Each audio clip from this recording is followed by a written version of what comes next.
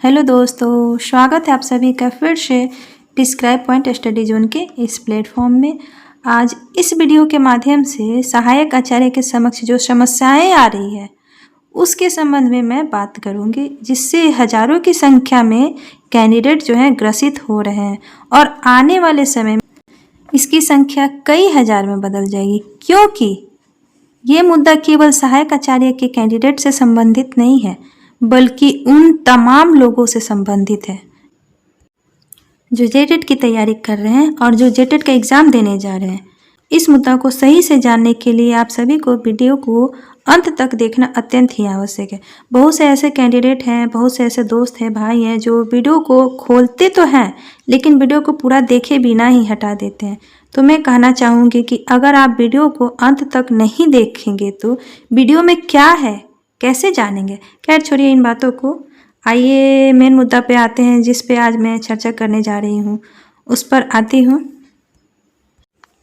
कुछ दिन पहले जेएसएससी के तरफ से सहायक आचार्य के कैंडिडेट के समक्ष एक बहुत बड़ी समस्या ने दस्तक दे दी, जिसका शिकार आज हजारों की संख्या में कैंडिडेट हो गए हैं। इसकी वजह से कैंडिडेट जेएसएससी का चक्कर लगा रहे हैं, अदालत का चक्कर लगा रहे हैं। पता नहीं उनका ये जो समस्या है समाधान कैसे हो। कोर्ट में केस चल रहा है, बहुत सारे केस ऐसे हैं जो कोर्ट में अभी भी चल रहे हैं। कब ये ख़त्म होगा, इसमें कितना समय लगेगा किन्हीं को नहीं पता है। 1 महीना, 2 महीना, साल भर या 2 साल, ये किसी को नहीं पता है। बस हम लोग कोर्ट चले गए हैं। यह मुद्दा है माननीय उच्चतम न्यायालय की 30 सदस्यीय पीठ द्वारा सिविल अपील संख्या 8259/2019, जो कि government of NCT Delhi and others versus Pradeep Kumar and others के मैटर को सहायक आचार्य पर थोपना। ये जो समस्या था, क्या ये सहायक आचार्य पे थोपना उचित है? क्या ये लागू सहायक आचार्य के कैंडिडेट पे होता है? ये जो है नियम केवल सहायक आचार्य पे लागू नहीं होने वाला है। आज तो हम इसको सहायक आचार्य पे लागू कर रहे हैं, लेकिन आने वाले समय में वैसे कैंडिडेट जो जेटेट की तैयारी कर रहे हैं, क्या वो फिर सहायक आचार्य का एग्ज़ाम नहीं देंगे? क्या उनके सामने ये समस्या नहीं आएगी? ये हर उस कैंडिडेट के सामने आएगी जो जेटेट को पास करेंगे, जो जेटेट होकर के सहायक आचार्य के लिए एलिजिबल होंगे। तो इस मैटर को, क्या ये मैटर जो है सहायक आचार्य पर थोपना सही है? सीटेट और जेटेट में बहुत अंतर है। सीटेट का नियम जेटेट पर नहीं लागू हो सकता है। अगर ये नियम जेटेट पर लागू हुआ तो इसका शिकार आने वाले समय में सभी को होना पड़ेगा जो जेटेट की तैयारी कर रहे हैं। आइए थोड़ा विस्तार से इसे समझते हैं। ये जो सीटेट है, सीटेट एक ऐसी पात्रता परीक्षा है जो केंद्र के लेवल पे होती है, जिसको केंद्र से मान्यता प्राप्त है। सीटेट के कैंडिडेट को या सीटेट का जो ये सर्टिफिकेट है, इसको हर राज्य में मान्यता प्राप्त है। सीटेट के कैंडिडेट यूपी, बिहार, दिल्ली या भारत के हर वह राज्य जहाँ पे पात्रता परीक्षा होती है वहाँ पे वैलिड है। अभी फ़िलहाल झारखंड में भी वैलिड किया गया था, लेकिन इसमें थोड़ा सा विवाद हुआ जिसके वजह से उसको अनवैलिड किया गया है कि ये पात्रता परीक्षा अगर हर साल होती जेटेट तो यहाँ पे भी सीटेट को लागू कर दिया जाता। लेकिन चूंकि ये परीक्षा जो है 2016 में हुई थी, इसके बाद कैंडिडेट इतने दिनों तक इंतज़ार किए, उनका कहीं सिलेक्शन नहीं होना था।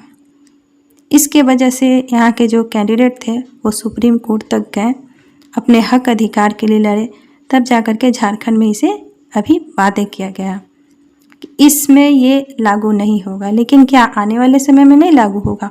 हो सकता है, नियम है, कभी भी बदल सकता है।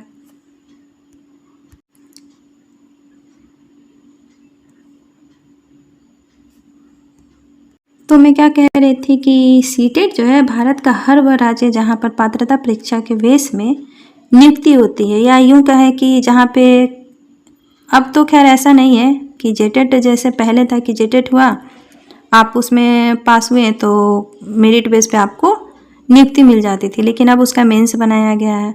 ये हर राज्य में कर दिया गया है। बिहार में भी स्टेट लिया जाता है, उसके बाद सीटेट वहाँ वैलिड है, यूपी में भी सीटेट वैलिड है।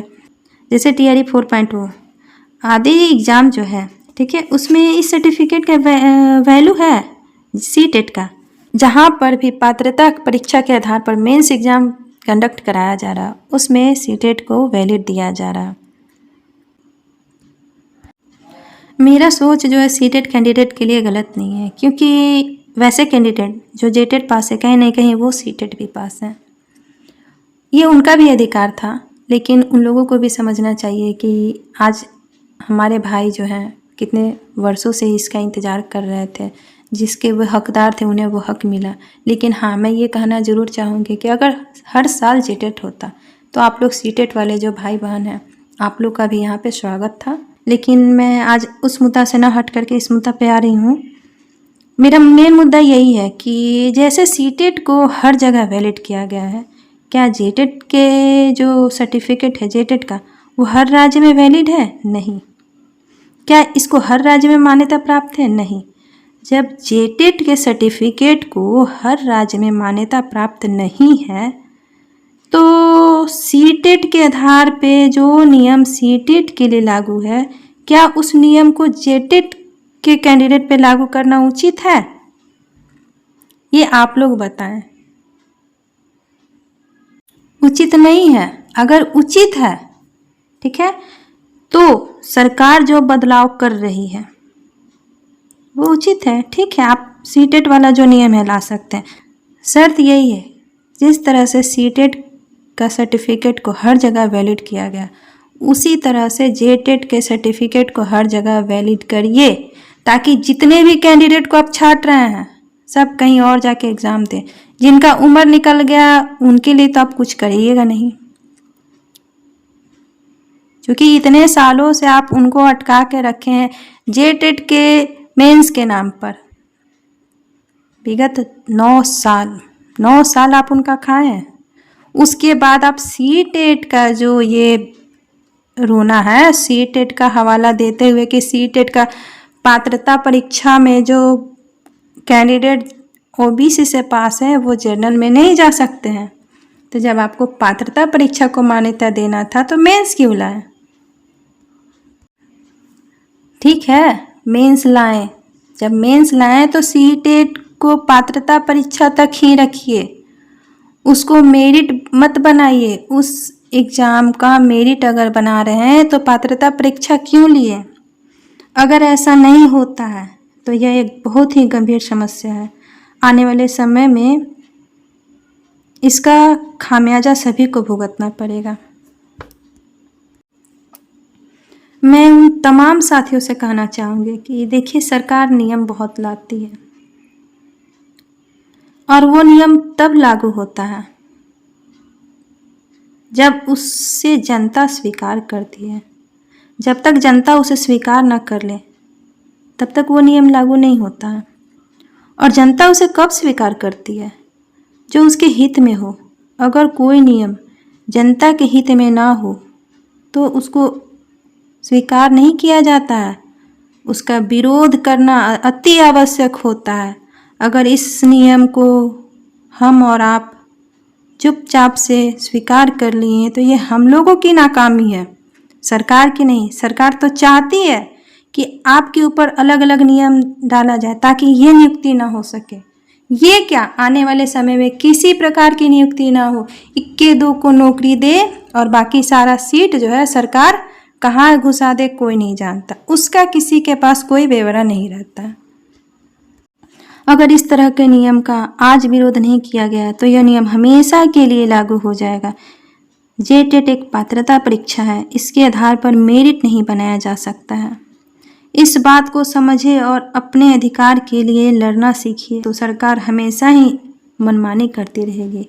और आप सभी भली भांति जान रहे हैं कि जब से झारखंड राज्य बिहार से अलग हुआ है तब से आज तक कितनी बार जेटेट का आयोजन किया गया है? बहुत कम, इक्के दुक्के 2 बार, 2012 में और 2016 में। क्या इन दोनों जेटेट परीक्षाओं को पास करके कितने कैंडिडेट सेलेक्ट हुए हैं? बहुत कम। अभी भी 26,001 सीट, ये भी पूरा फुलफिल नहीं होने जा रहा है। अलग अलग नियम, अलग अलग कानून सरकार के द्वारा लाया जा रहा है। ठीक है ना, आप लाइए, लेकिन क्या वो कैंडिडेट के लिए हित में है? अगर वो कैंडिडेट के हित में नहीं है तो वैसे नियम का क्या? आप नियम ला करके सारा सीट जो है बचा करके बैकलॉग में देना चाहते हैं। देखिए, बहुत टाइम से मेरे मन में ये बातें चल रही थी कि मैं इस विषय पे वीडियो बनाऊं या ना बनाऊं।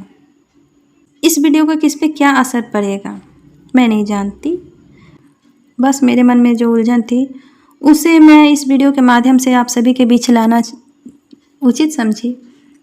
क्योंकि देखिए, आप लोग जो केस कर रहे हैं उसका कोई समय सीमा नहीं है कि आप लोग तुरंत जीत जाएंगे। सरकार का मनमानी कब तक चलेगा? क्योंकि सरकार बहुत, अभी टीजीटी 2016 को ही देखिए, 2016 का वैकेंसी अभी तक फुलफिल नहीं हुआ है। तो उसमें जब 10 साल लग गए तो अभी तो आप लोग के 10 साल ही बर्बाद हुए हैं। आने वाले 10 साल और ना बर्बाद हो जाए। ऐसा ना हो कि जब आप लोग को नियुक्ति पत्र मिले तब तक आप लोग रिटायर। एक कैंडिडेट तो ऐसे हैं कि जिनका नियुक्ति पत्र के 5 दिन बाद रिटायरमेंट है। तो ऐसा ना हो कि आप सब भी नियुक्ति पत्र पाएं और आप लोग आराम से रिटायर होकर के घर में बैठ जाएं। हाँ, मैं मानती हूँ कि सबका उम्र हो गया है, सब अब केस के माध्यम से शांतिपूर्वक तरीके से अपने हक को प्राप्त करना चाहते हैं, अपने अधिकार को प्राप्त करना चाहते हैं, तो करिए ना। लेकिन जहाँ उचित हो वहाँ हक के लिए खड़ा भी होना बहुत ज़रूरी है। क्योंकि सरकार किसी का रिश्तेदार नहीं है कि आपको कहेगा कि आइए और आप ले जाइए। हम सबको एक साथ मिल करके इसके विरुद्ध आवाज़ उठानी होगी, तभी सबकी जीत है। इसके लिए चाहे आप जिस भी ग्रुप से जुड़े हैं, सब एक साथ मिलिए और इस पर विचार विमर्श करिए, ताकि आने वाले समय में इस तरह का कोई भी गलत नियम किसी पर ना थोपा जाए। कोई भी ऐसा गलत नियम जिससे कैंडिडेट का भला ना हो, वो लागू हो पाए। इसके साथ मेरा ये वीडियो यहीं समाप्त होता है। अगर आपको गलत लगे तो कमेंट बॉक्स में कमेंट जरूर कीजिएगा। अगर जो बात सही लगे उसको भी कमेंट में, क्योंकि मैं कमेंट पढ़ती हूँ, उसका रिप्लाई भी करती हूँ। इसके साथ मैं यहीं इस वीडियो को समाप्त करती हूँ। पता नहीं आप लोगों को ये वीडियो पसंद आए ना आए। इससे बहुत वैसे लोग होंगे जो पसंद ना करें, फिर भी मैं वीडियो बनाई। मैं नहीं चाहती कि वैसे लोग जिनका हक है, जिनका अधिकार है, जो जिला काउंसिलिंग तक जा करके जिनसे उनका अधिकार छीन लिया गया, वैसा सबके साथ हो। तो उस मुद्दे को आगे ना बढ़ाते हुए उसे यहीं समाप्त करना ही उचित है। इसलिए मैं आप सभी से विनम्र निवेदन करती हूँ कि आप लोग इस पर गंभीरता से विचार करें और जो उचित लगे वो कार्य करें। धन्यवाद।